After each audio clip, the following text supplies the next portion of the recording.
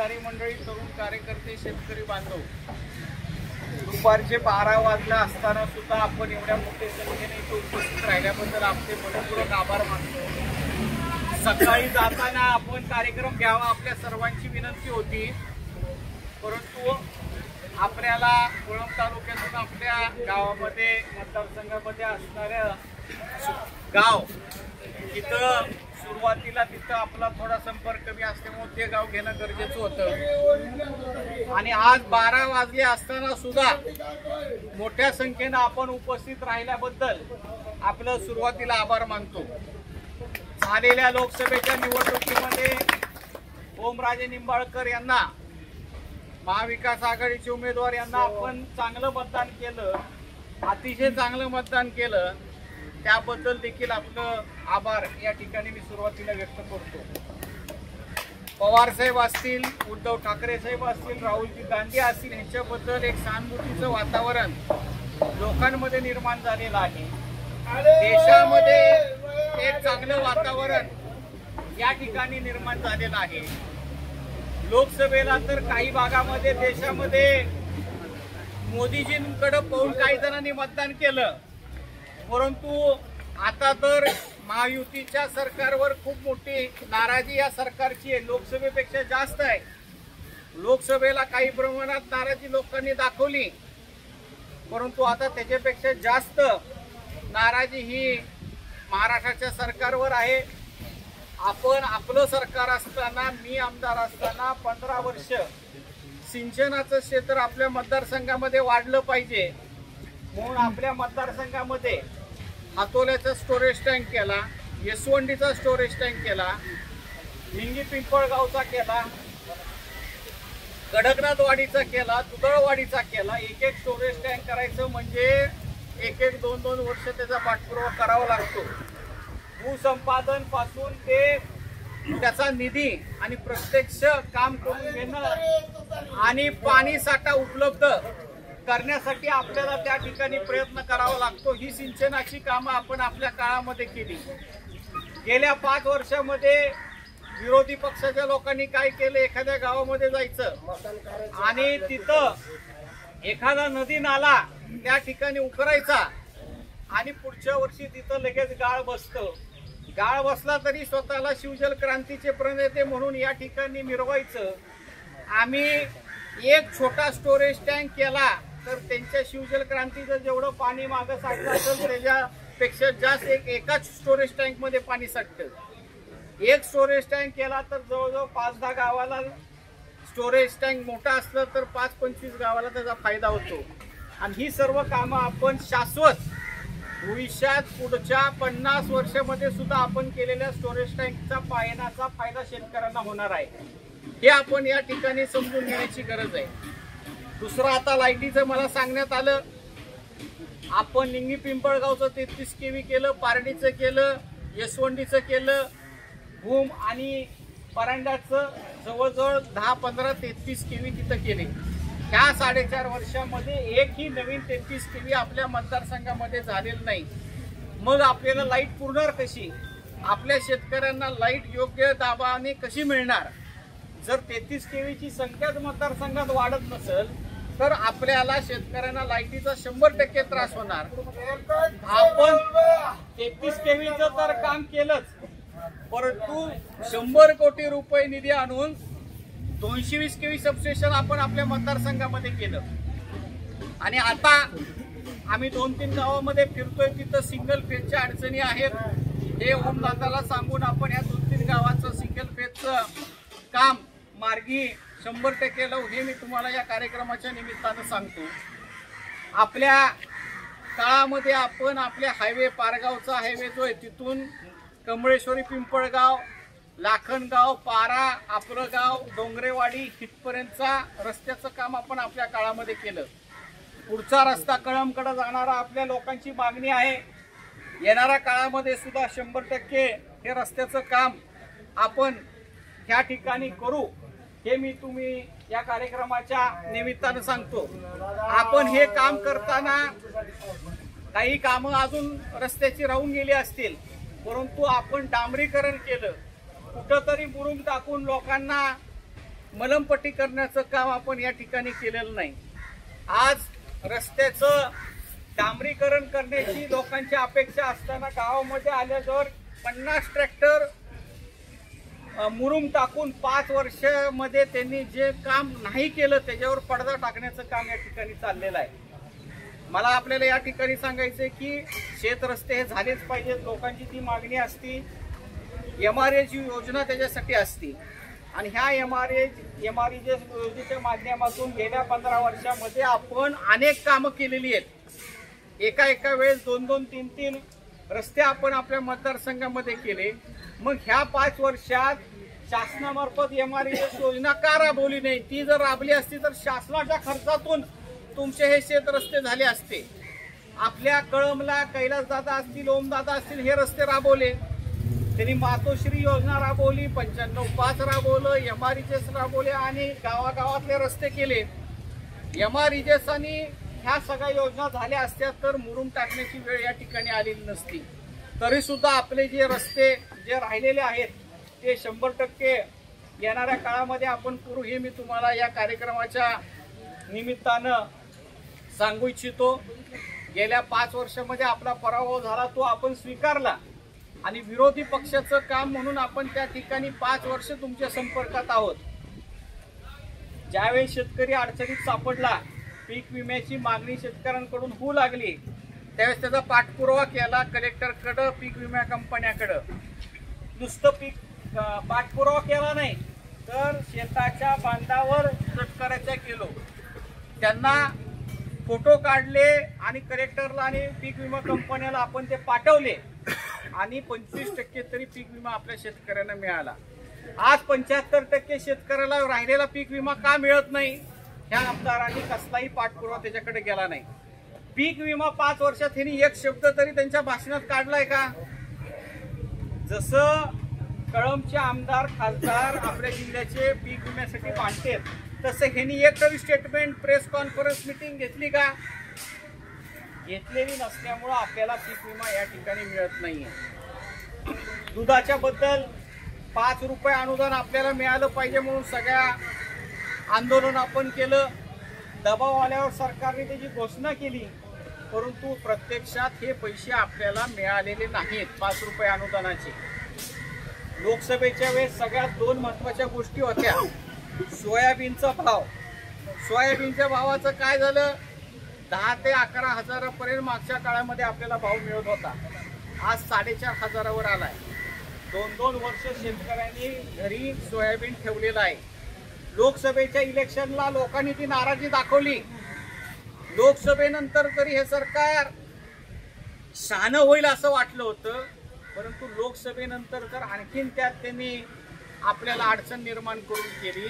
सोयाबीनचा आधारभूत किंमतच सरकारने 5,000 ठरवलेली आता अधिकृत किंमत, मग आपल्याला 10 आणि 11,000 मिळणार कसे? सोयाबीन हे फक्त उदाहरण आहे, इतर पिकाचं सुद्धा त्याच पद्धतीनं शेतकरी विरोधी धोरण राबवणारं आपलं हे सरकार आहे, हे आपण लोकांना या ठिकाणी सांगणं गरजेचं आहे। तुमच्या दुधाची पावडर आणि सोया पेंड आपल्या देशातून दुसऱ्या देशात निर्यात करण्याची मागणी असताना ती मागणी यांनी मान्य केली नाही। दुसऱ्या देशातलं दूध पावडर आणि सोया पेंड यांनी आपल्या देशामध्ये आणण्यासाठी, आयात करण्यासाठी परवानगी दिली। म्हणजे आपली मागणी तर मान्य करायची नाही, उलट त्याच्या विरोधातले निर्णय घ्यायचे, अशा पद्धतीचं सरकारचं काम या ठिकाणी चालू आहे। हे आपण या ठिकाणी समजून घेण्याची गरज आहे। आज आपण वाशीला जातो, आपल्या काळामध्ये तिथं सेंट्रल बिल्डिंग उभा केली आपण, तिथं तहसीलचं ऑफिस आहे, पंचायत समिती आहे, कृषीचं ऑफिस आहे, सगळे ऑफिस एका जागेवर आहे। कुठं तुम्हाला दुसरीकडे जायची गरज नाही। कोर्टाची बिल्डिंग, पूर्ण कोर्टाची बिल्डिंग आपण आपल्या काळामध्ये केली, दवाखाने आपण आपल्या काळामध्ये केले। आता हे आरोग्य खात्याचे मंत्री यांच्याकडे 2 वर्ष हे खातं आहे, त्याच्या अगोदर ते आमदार आहेत। ह्यांनी मंत्री झाल्या सांगितलं की 100 खाटाचा दवाखाना मंजूर झाला, 200 खाटाचा मंजूर झाला, महिलेचा दवाखाना मंजूर झाला। आता तुम्ही आजारी पडल्यानंतर आपण जे दवाखाने केले होते त्या दवाखान्यात उपचार घेता का ह्यांनी तयार केलेल्या दवाखान्यामध्ये उपचार घेता? ह्या पालकमंत्र्यांनी केलेल्या दवाखान्यात कुणी केलंय का, बघितलंय का? त्यांनी केलेला दवाखाना हा कागदावरच आहे, कुठेही काही उभा राहिलेलं नाही 5 वर्षामध्ये. हे आपण या ठिकाणी समजून घेण्याची गरज आहे. फक्त घोषणा, काम काही करायचं नाही आणि लोकांची दिशाभूल करण्याचं काम या ठिकाणी चालू आहे. आणि मग आता कोणतं मोठं काम दाखवायला नाही म्हणून आता ते म्हणाले आता शॉर्टकट बघू, लई लांब लचक मोठं बघायचं नको. गेल्या वेळेस 15 लाख रुपयाची फेकाफेकी केली होती त्यांनी, 15 लाख तुमच्या खात्यावर म्हणाले. आता 15 लाखाच्या डायरेक्ट 1,500वर आले. 1,500 लाडकी बहीण योजनेला देणार म्हणून त्यांनी सांगितले. चांगली गोष्ट आहे, महिलांना ते पैसे मिळाले पाहिजेत. परंतु 2 वर्षापासून महिलांना हे पैसे मिळाले असते, कायमस्वरूपी भविष्यामध्ये हे पैसे मिळणार असते तर महिलांनी त्यांचं त्या ठिकाणी महिलांना आधार झाला असता. ही फसवी योजना आहे. ही योजना आपलं सरकार आल्यानंतर महाविकास आघाडीच्या माध्यमातून 1,500च्या ऐवजी 3,000 ह्या महिलांना कायमस्वरूपी देण्याचं काम महाविकास आघाडी करणार आहे. हे करत असताना अजून तर ही योजना यायची, त्याला पैसे कसे उपलब्ध होणार त्यासाठी भांडणं सरकारमध्ये चाललेले आहेत. परवा काही लोकांनी मला सांगितलं की आपल्या ज्या वेगवेगळ्या योजना आहेत त्याचे पैसे कलेक्टर ऑफिसला जमा आहेत, ते पैसे परत सरकारने मागून घेतलेत हा हप्ता पहिला देण्यासाठी. एवढी बिकट परिस्थिती ह्या सरकारची या ठिकाणी आलेली आहे. परंतु हे करत असताना संजय गांधी निराधार योजना जी आपली शाश्वत पगार देणारी योजनेत आहे, कायमस्वरूपी आयुष्यभर ती पगार चालू राहतील, त्या योजनेकडे ह्यांचं लक्ष आहे का? काय कधी भाषणामध्ये संजय गांधी निराधार योजनेचं काय बोललेत का?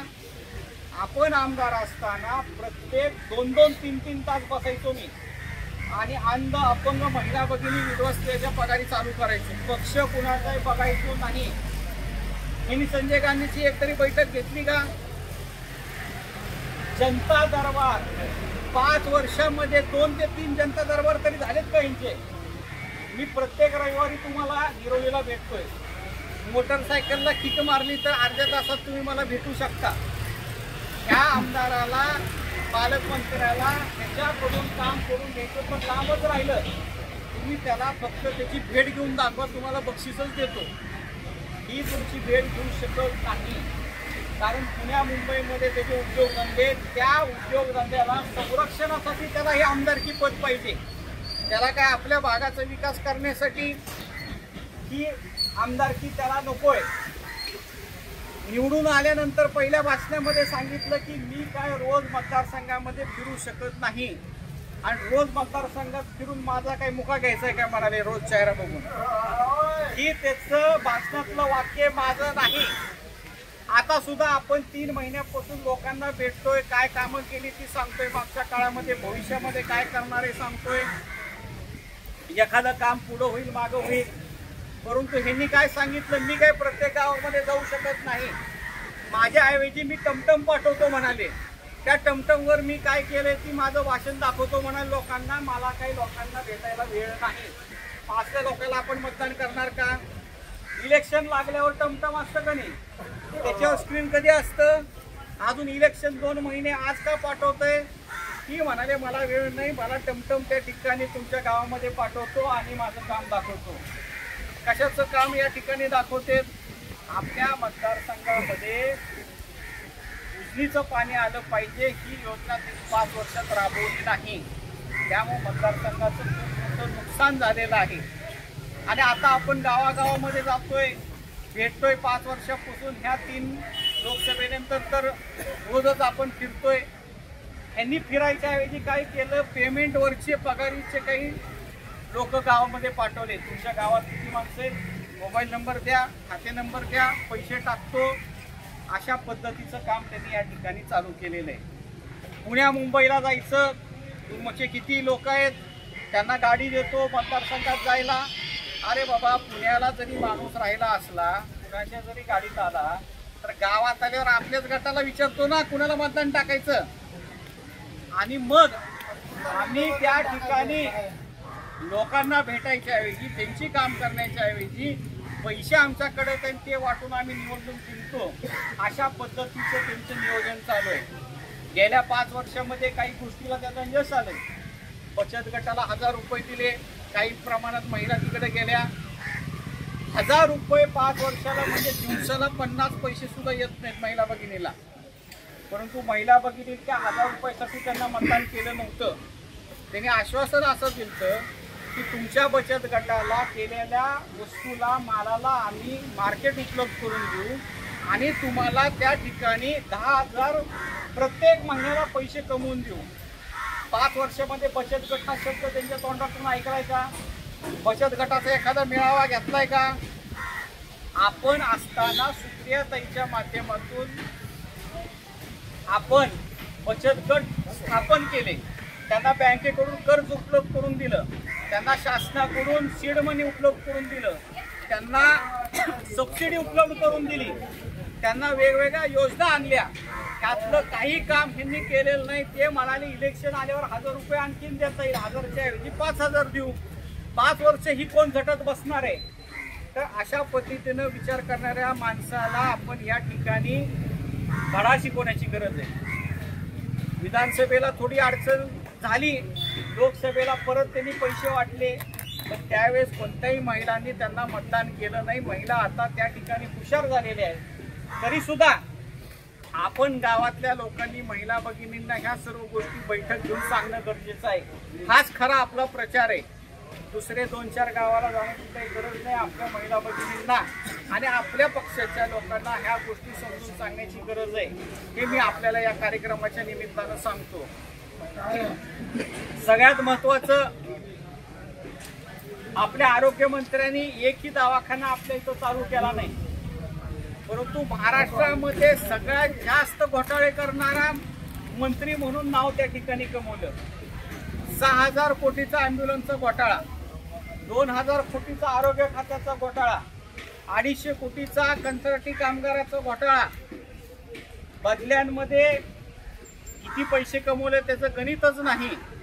तुमचं पंढरपूरला सुद्धा आम्ही आरोग्य तपासणी करतो म्हणून 15 लोकांची नावं त्या यादीमध्ये टाकली. आता जेवढी लोक दर्शन घ्यायला गेली विठ्ठलाची पांडुरंगाची, तेवढ्या सगळ्यांनी ह्यांच्या दवाखान्यात जाऊन उपचार घेतला असं दाखवलं आणि त्याचे पैसे काढले. म्हणजे देवाच्या नावावर सुद्धा पैसे काढण्याचं काम ह्यांचं या ठिकाणी चालू आहे. हे आपण या ठिकाणी समजून घेण्याची गरज आहे. त्यांच्या भ्रष्टाचारावर बोलायला अजून अर्धा तास भी पुरणार नाही. आणि मग हे आलेले पैसे कुठंतरी आपल्या लोकांना दिशाभूल करण्याचं काम केलेलं आहे. परंतु त्यांच्या पैशांना सुद्धा लोकांनी लोकसभेच्या इलेक्शनमध्ये नाकारलेलं आहे. हे आपल्या सर्वांचं, मतदारसंघातल्या लोकांचं या ठिकाणी अभिनंदन करण्यासारखी गोष्ट आहे.